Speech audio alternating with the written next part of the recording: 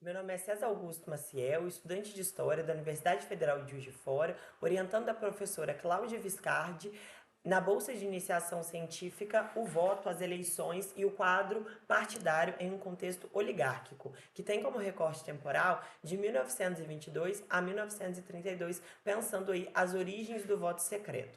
Dentro da nossa pesquisa, em primeiro momento, bem no início dela, a gente, por meio da hemeroteca, fez um compilado em reunir todos os jornais da época, a partir desse recorte temporal, que buscavam pensar o voto secreto em questões, em matérias, né, de notícia nas nossas fontes, que vão procurar refletir a respeito do voto secreto ou vão aparecer.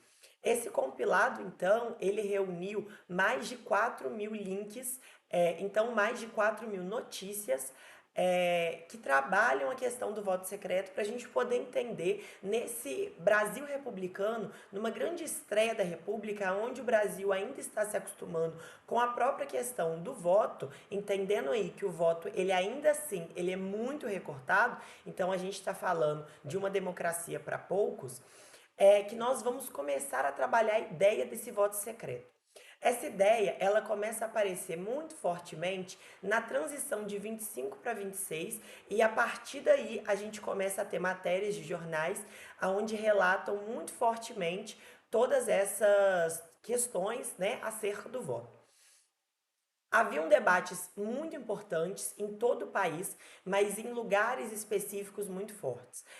Por exemplo, você vai ter um voto que ocorre na modalidade de voto secreto no Ceará, mas que vai ser altamente reprimido pela polícia.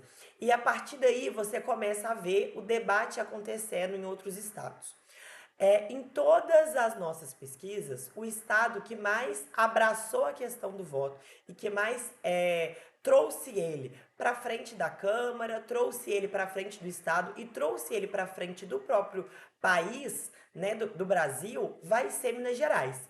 O governador da época é chamado de presidente de Minas, Antônio Carlos, vai trabalhar essa ideia do voto secreto muito forte. O Antônio Carlos é um ex-deputado federal, foi secretário, teve uma vida pública muito forte, uma vida pública muito fortalecida, com muitas alianças políticas, mas que também, a partir desse debate, vai dissoar muito fortemente de uma discordância, principalmente com o estado de São Paulo. A partir de 27, quando Júlio Prestes assume o governo de São Paulo, ele reprime dentro do estado de São Paulo a questão do voto. O que mais uma vez traz o que eu vou concluir mais à frente, de que Minas e São Paulo não têm uma aliança política nesse contexto oligárquico. Júlio Prestes, que também à época era candidato à República do Brasil, à presidência, em uma das matérias que eu trago no artigo trabalhado, ele deixa de vir a Minas Gerais por conta dessa briga ferrenha com Antônio Carlos. Em Minas Gerais, a gente vai ter o voto secreto sendo aprovado. De forma nacional, o voto secreto ele vai ser aprovado em 1932, quando Getúlio Vargas, né, após a Revolução de 30, assume o Estado e em 32 ele insere.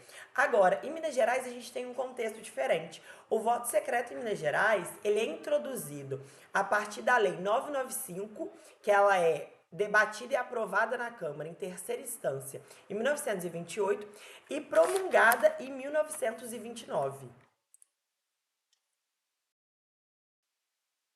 Então, foi promulgada por Antônio Carlos pelo Decreto-Lei 8.403, de 31 de abril de 1928, e então insere. Após essa data muito marcante, após a promulgação dessa lei, a gente já vai ver o voto secreto aparecendo no interior de Minas Gerais. A gente tem um exemplo aqui próximo de Juiz de Fora, que é São João del Rei, que já instaure, mas tem um outro debate muito importante para poder concluir isso tudo que eu tentei trazer nesse vídeo, que é a cultura política já estava inserida dentro do debate do voto secreto, né? Em São Paulo, por exemplo, a gente vai ter o Centro Acadêmico de Direito da USP utilizando ele. Ou seja, já havia uma nação clamando por essa democracia.